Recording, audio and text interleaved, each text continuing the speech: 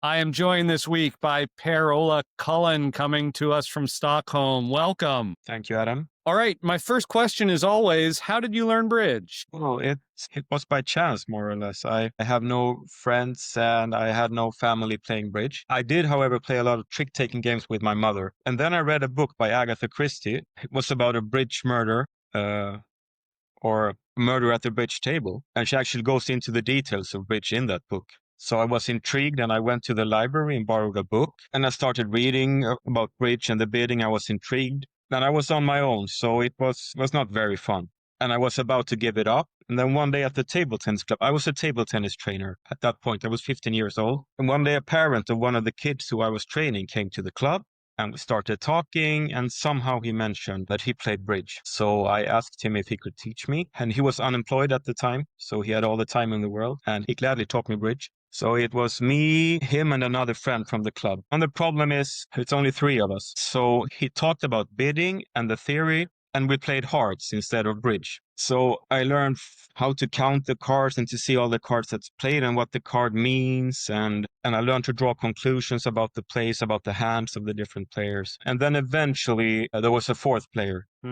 And we started playing bridge all the time. So that was it. That was the story about me starting. So it was very lucky. Do you remember the book that you found in the library that introduced you? Yeah, it's a Swedish book by Anders Wegren. It's called Bridge in the Easy Way, or something like that. How much of your bridge education was in Swedish and how much in English? Well, more or less everything was in Swedish. And I also read a lot of bridge books, of course, in English. I liked the story about the abbot and those books. And a game changer was To Bid or Not to Bid by Larry Cohen. How old were you when you uncovered that book, do you think? I think I was 16.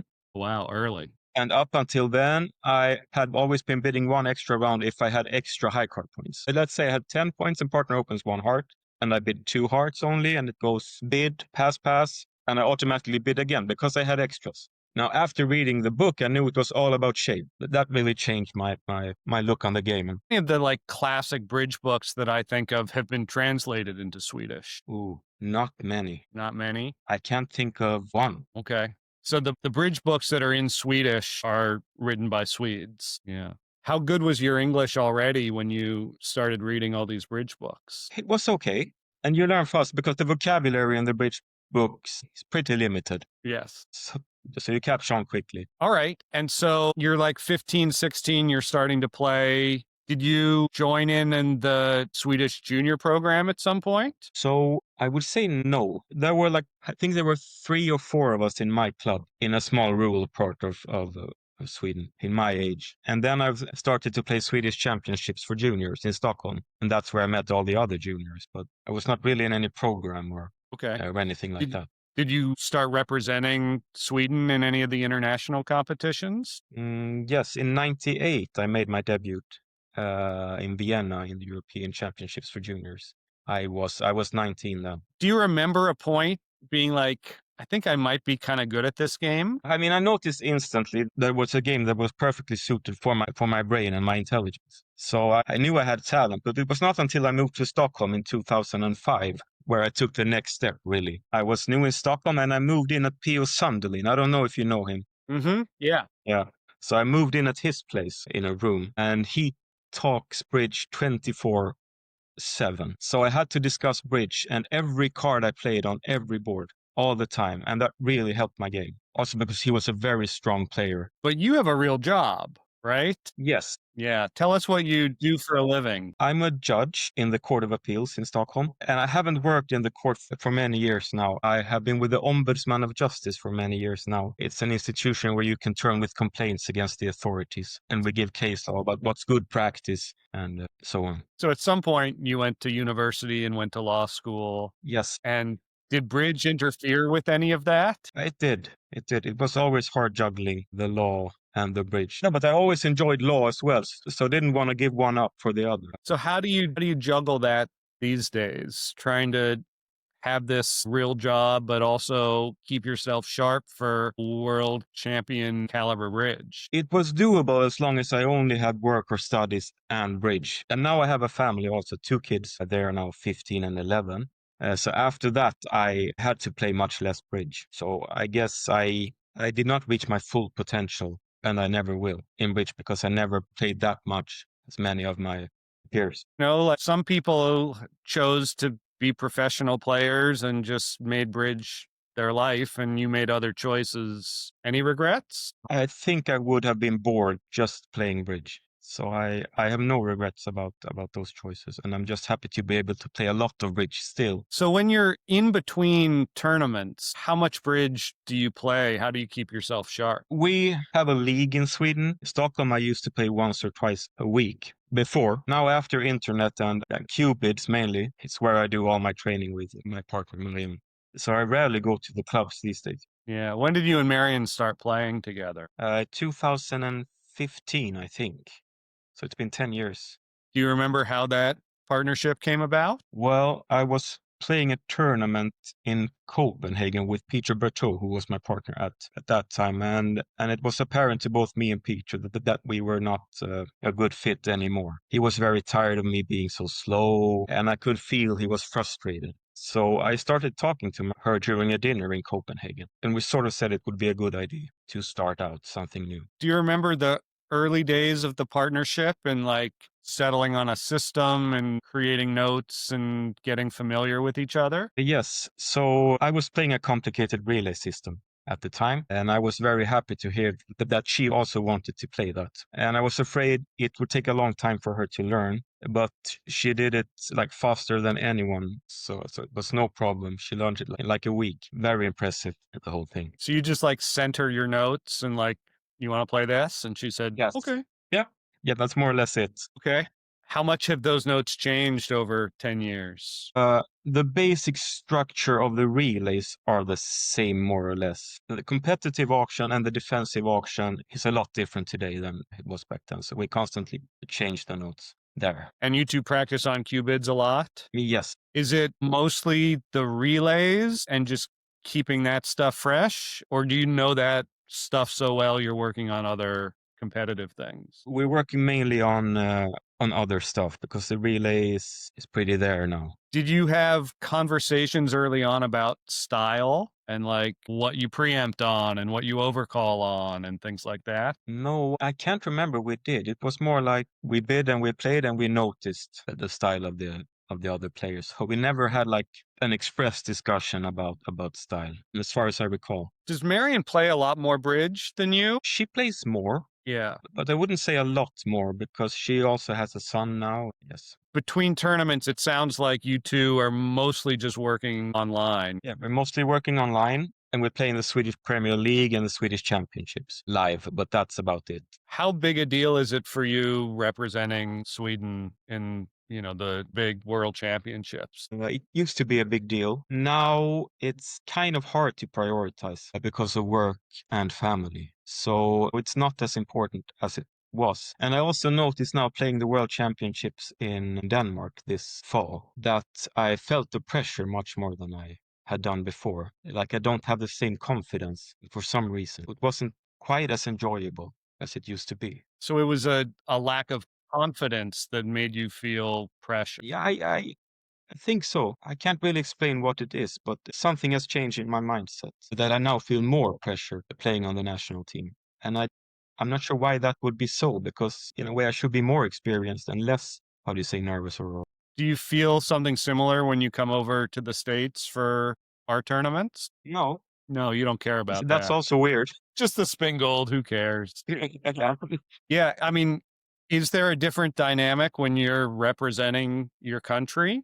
Like, do you think that contributes? I mean, you never want to let your teammates down, so I don't see, why there would be a difference. And it's all important, but somehow I feel more pressure representing my country. Yeah, I mean, that makes sense to me. So when Yeah. when you've got a big tournament coming up, what do you do in the weeks and months before to prepare? In the weeks before, I try to work out a little bit extra. I go running a lot these days. I try to not drink any alcohol at all coming into a tournament. Bridge-wise, I'd say there's not much difference because we play so much on qubits and we keep doing that ahead of the tournament. How many hands a day would you say you bid on qubits? It's hard. Let's see. A day, can it be? Like So let's say it's 50 or 60. I mean, on average. Yeah. I bid 33,000 hands with her so far on Qubit. 30. So yeah, a lot. I Yeah. don't know what that average is into, but it's scary. And the amazing thing is there will still be things that come up at the table that you've never Yes, discussed. yes, every day, Isn't which just goes to isn't show bridge how hard fascinating? the game is. Yeah.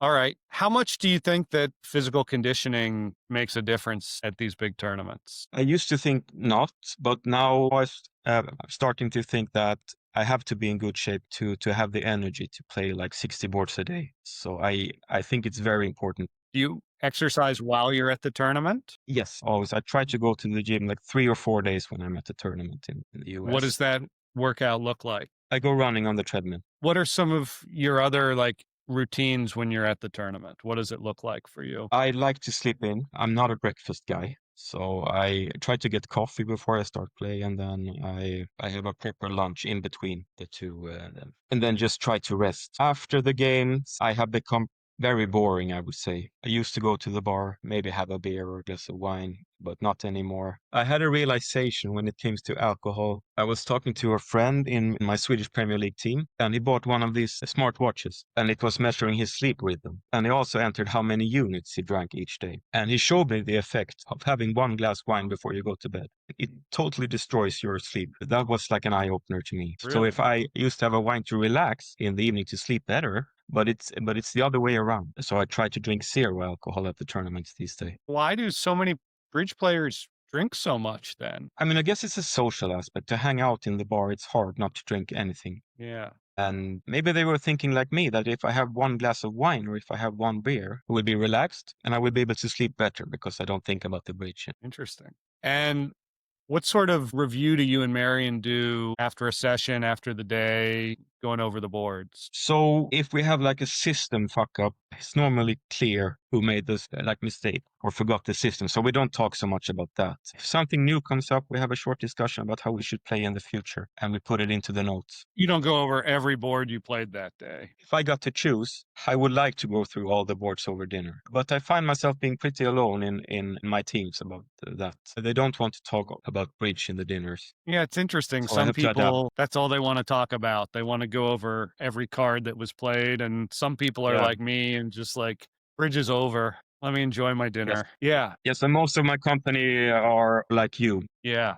Yeah. It seems like all of my friends are like you. And I just, okay, we're talking about hands again. Maybe we should switch Yeah, company. exactly. Yeah, you can have dinner with Greg. That's fine. So, do you think that your legal work and your legal training help you at all at the bridge table? Not really. No. How about the other way? Does your bridge help your lawyering, your judging? No, I don't think so either. They're just totally separate. That's fine. I mean, not. I mean, sometimes it's about seeing patterns, about comparing cases you've seen before with the new circumstances. Much like in bridge, where you see like something, it's vaguely familiar. You have seen it before, something similar before, and you know intuitively what to do because that's how your brain is wired.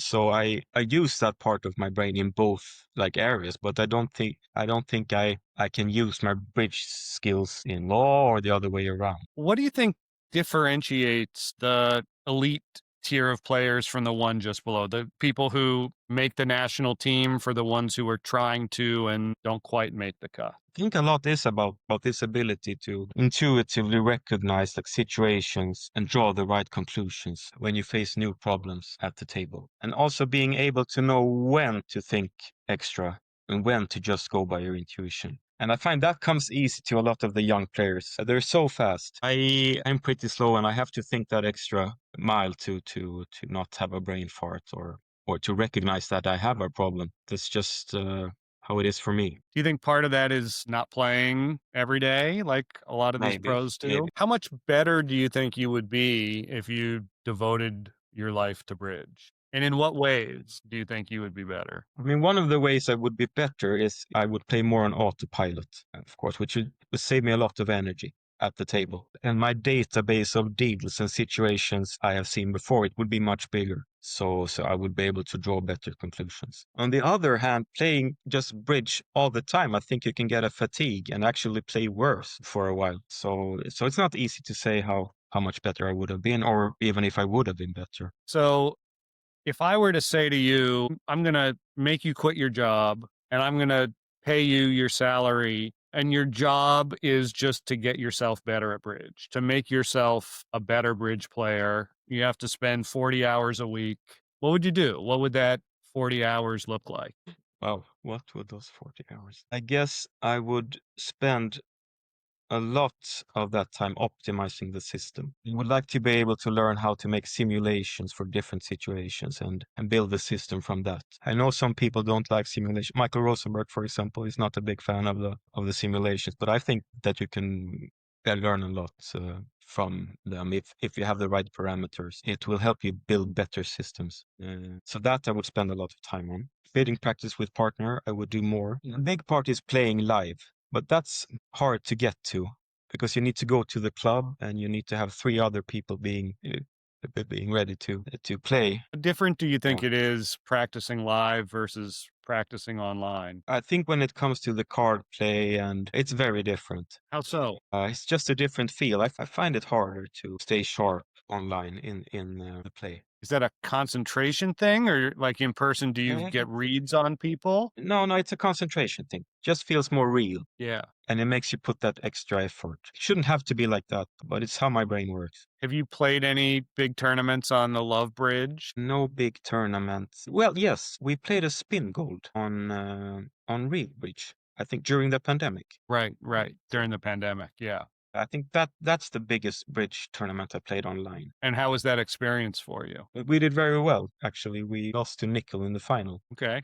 Did you enjoy it? I mean, I enjoyed it, yes, but not as much as playing live. I mean, I always enjoy playing bridge, but not at the same level as meeting people. Were you able to concentrate doing it online in something that was obviously so high stakes? It was easier to focus because the stakes were high. Yes, but I'm not sure I had the same level of focus as I would have had live. The US is thinking about trying some of the later rounds of the Spin Gold and Vanderbilt on the Love Bridge, I believe. On Even the playing tablet. of the cards. Yeah, yeah. It sounds like you would not be in favor of that change. I think they tried that out in one national already, right? I think they tried it 3 years once. ago or something, Yeah. and it didn't work out very well with the technique and Yeah, I don't know. The USBF is doing it for our team trials now, and it's fantastic.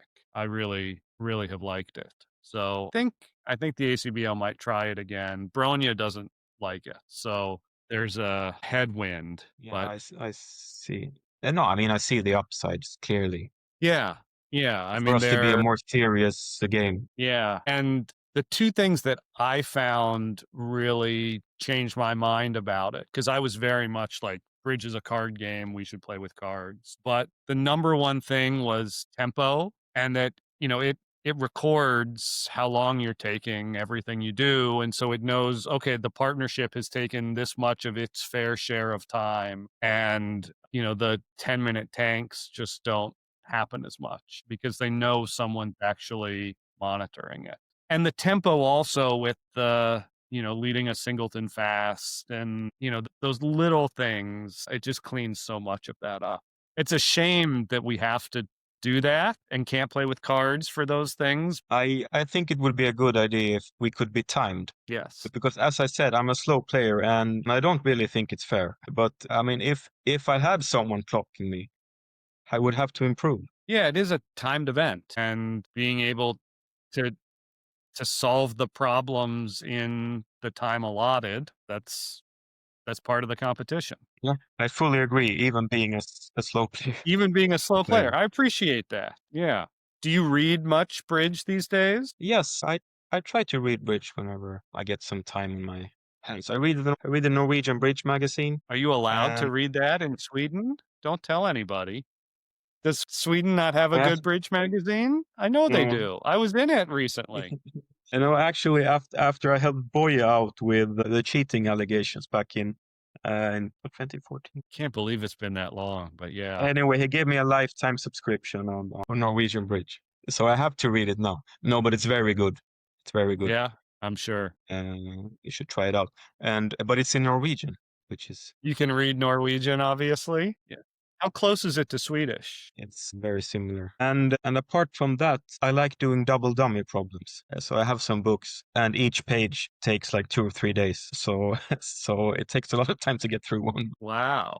Do you think that helps you at the table, that practice, or is it just fun for fun? I like to hope that it helps me at the table, but it's mostly for fun. Fair enough. Well, since you brought it up, will you tell us a little bit about your involvement in the cheating stuff? How did you get involved? Well, I was not planning on getting involved until he posted a video online. Yeah. He was asking how did they find the heart lead on these two hands.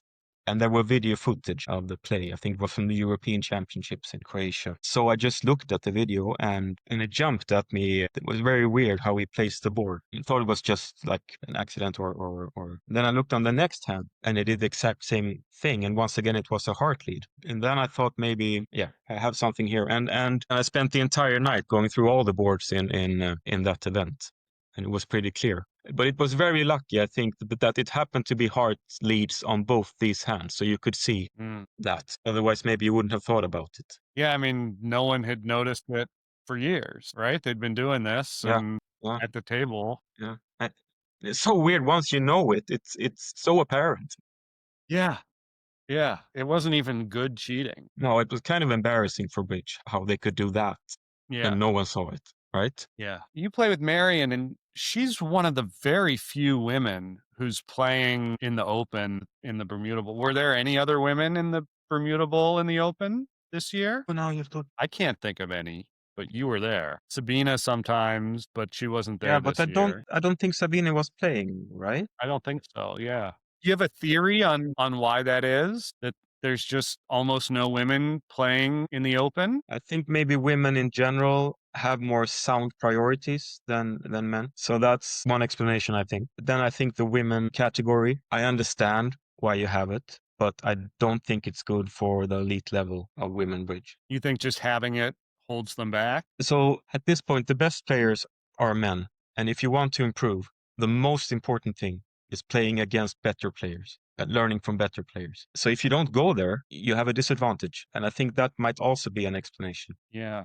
Yeah. It's like a But that's cycle. yeah, and I think Sweden has a lot of good female players, young female players, and I think the reason is that they were always included in the same, how do you say, like gang or clique of players. Does having a top level female partner differ than playing with a man, or does it? I never thought about it. I mean, I don't think there's a difference. How about in like partnership dynamics and communication and things like that? So I think maybe I discuss more things on a personal level with her than I used to do with my male partner, simply because women like in general to be more social. And I'm generalizing now, and I will probably be a bit critiqued, but I'm going to get you in trouble here. I think I've had more personal how these discussions with her Yeah. off the bridge table than I had with my male partners before. Yeah. And I mean, that could be That's a general thing. I don't know, but it's my right. experience. Right. It could be a female dynamic. It could just be your relationship with Marion. Yeah, exactly. Yeah. So Right. I don't want to generalize, but Do you two play in many mixed events? no. So we made the conscious choice of not trying for the Swedish mixed team because we don't want to be the mixed pair. And we want to stay relevant playing for the open team. So it's a very conscious decision to not go there. I mean, I think you guys would like clean up in the mixed, but in the long run, right, would you stay as sharp? Would you improve as much? I think not. How do American tournaments compare to European tournaments? I don't see that there's that much of a difference. I think technology wise, you have been some years behind in America, That's a polite way of saying it. but you're catching up. I think We are you have a little bridge bit. mates now and Yeah. and Yeah. computer screens on site, and Mm-hmm. Yeah. that's I think has been the biggest difference through the Yeah. years. In terms of the caliber of the field, is it pretty comparable? Yeah, I would say yes. Well, which event is harder, the Bermuda Bowl or the Spingold? So now we were very close to winning the Bermuda Bowl, but I've never been really close to winning the Spingold. So maybe it's to say. Yeah. I mean, obviously they're both pretty good events. Yeah. I would be very happy to win either. Do you have like goals or aspirations for bridge at this point? You've accomplished a lot. And I think my only remaining goal is winning the Bermuda Bowl. Something I really want to do. Of course, it's nice to win nationals, but that's like the holy grail. When was the last time Sweden won? So Sweden never won the Bermuda Bowl. Never won the Bermuda Bowl? No. So the only That's thing hard to Sweden believe.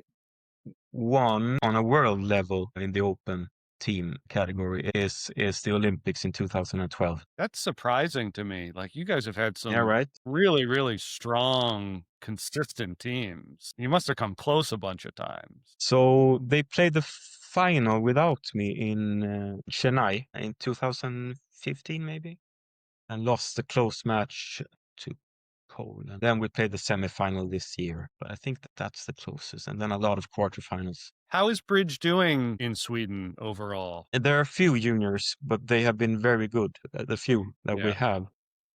Almost all from like two families. Yes. So I'm not really sure how we will fare in the future. So in Stockholm, each Friday they have like a junior training in the evening. And the last time I was there with my daughter, there were like 6 tables on a Friday evening, which was very good, I thought. Yeah, It was hopeful. And half of them were females, which is also good. that's great. So is your daughter learning? Well, I hope so. So she has been there like 2 or 3 times, but Can't push too hard, right? no, I don't As want the to push her at parent. all, actually. Yeah, It was her idea to go there. And great. yeah, that gives me hopes because it's her own idea and she also has a friend who is a little bit interested. So they went there Perfect. together. And That's perfect. Does your wife play? nope, not at all. No. Was that a conscious choice? Like, I need someone who's not in this crazy world. No, it was not a conscious choice, but I'm very happy that it's like that. What does she think of all of this? And oh God, he's going off to Denmark and Yeah, it's America. I mean, when the kids were younger, it was very tough for her to stay at home on her own with the kids, of course. Now it's getting a little bit easier, but she's always very interested in the bridge world. She wants to hear the gossip and the results, and she's happy when I'm doing well. So I'm very fortunate to have had a very understanding wife. Does your family ever come along and make it a vacation? Yeah, I have taken them twice to a national. So once in Orlando, which was a good experience, and then once to Providence. That was not a similarly good experience. More for the kids to do in Orlando than in Providence. Definitely, definitely. Did you feel it affect your concentration at all having them there? Hard to say, but probably it does. I try to not take them to bridge tournament for me and for them. Yeah, I mean you can't be a great dad when Can't you're do anything with them. that focused. Yeah. So what do you all do for holidays when you're, not playing bridge? What do the kids like to do? So we like to travel a lot. Actually, in 2022, we took half a year sabbatical in Portugal. And the kids went to Swedish school in Lisbon, and we had a great time. And we did the same thing last year in Spain. That's what we like to do if we can find the time and the money to just hang out as a family and And you can get that much time off of work? I would imagine like you use up most of yeah, what no. they'll give you with bridge traveling. So the rules on leave of absence are very generous in Sweden. If I study at the university, I can have a leave of absence. So in Portugal, I was studying Spanish at the university, for example. And So that's good enough. They're like, "Yeah, do yeah, that. We don't need you to work." no, so that's very generous, Yeah. But the I mean, you legislation. must take a lot of time off of work to travel for bridge. That doesn't count. It has been a big issue to solve because I only have 7 weeks vacation only. I know that's a lot comparing to America. 7 weeks paid vacation, and maybe I use like 5 of these playing bridge, which makes it very hard to find the time for vacation with the family. And that's why I try to take these longer periods off to have unpaid leave. How similar is the work you do to what Ida does? Very similar. We have the same employer. Are there other bridge players doing that? Like, is there any crossover there, or it just happens to be? It happens to be. Actually, she was asking me after high school about law school, and I really recommended it. Because she seems very young to be a girl to me. Is that typical in Sweden, or is she just exceptional? Now, we're not going to talk about her age, but so how old is Ida? No, I think she might be a little younger than normal, but it's not something out of the ordinary. Okay. Yeah, I mean, I would think a judge in the States, like if you were in your 40s, you'd be pretty young. Young, right? Yeah. Yeah. But that's just kind of the culture and expectation over there Mm. in Sweden that just, oh yeah, you just fresh out of law school, we're going to make you a judge. Well, That's not crazy. quite, not quite, but it's like a judge training program, and so you start as a clerk in the district court for 2 years, and then you go to the Court of Appeals for another 4 years as like a clerk, more or less, Hmm. and you get more and more responsibility, and then you become an associate judge. So you're just training as a judge straight out of law school. You're not working as a lawyer first. You know, you don't have to do that. Right. So you could go into training directly. Interesting. And then after these 6 years, so the plan is that you make something else for like 10 or 15 years, and then you go back And to become a court. judge. Okay. Yes. So you get the experience and So age did, needed. so did you go off and have Yeah, that's what other? I'm doing right now. So as I said, I haven't been in the courts for like I think 10 years now. Okay. So in another 5 years, maybe I'll go back and become a senior judge with a proper tenure. At that time, I'll be 50. Is that old enough for you? Yeah, I would let you adjudicate my case. Do they like wear robes and have gavels and stuff in Sweden? The No, judges?